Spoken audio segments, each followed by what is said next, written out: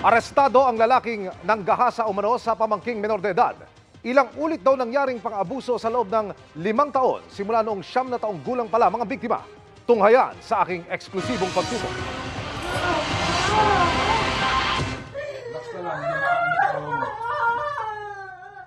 Umatungal ng iyak ang misis ng posasa na ng mga pulis ang mister niyang 34 anyos na call center employee na wanted sa kasong rape at child abuse.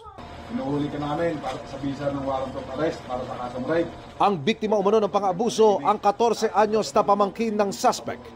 Siya ay accused sa 4 counts of rape and 2 counts of sexual assault and in relation sa Republic Act 7610. Ayon sa ina ng bata, 6 na pamilya silang nakatira sa isang bubong.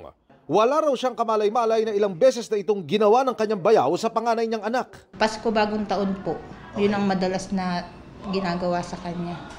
Tapos pag birthday din daw po nung suspect, ginalaw din daw siya. Nagtrabaho ko lady guard, panggabi ako, ginagalaw pa rin pala siya. Hindi lang po siya nagsasabi sa akin. Ang naganap na rape ay since 2017. So during that time, I think 9 years old pa lang yung edad niya noon. May asawa raw ang suspect pero walang anak. Hindi niya raw ito pinag-isipan ng masama dahil sa pagtulong nito sa kanila. Yung trato po niya kasi sa anak ko parang tatay na rin yung ginawa niya. Tapos sinusuportahan niya yung pag-aaral. Kaya hindi ko rin po maisip na ganun pala yung ginagawa niya. Humingi na raw ng tawad ang suspect pero desidido ang ina ng biktima na magsampa ng kaso. Gusto ko rin po magdusa siya kasi iba po yung naging epekto sa anak ko nung ginawa niya. Bakit to? Nag-iba po kasi ugali ng anak ko eh. Paano nag-iba? Ano siya, nagiging mainitin po yung ulo niya. Okay. Konting ano lang po ng mga kapatid niya.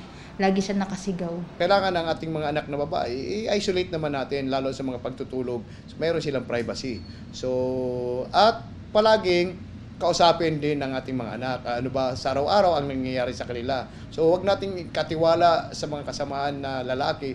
Wala pang pahayagan suspect sa GMA Integrated News.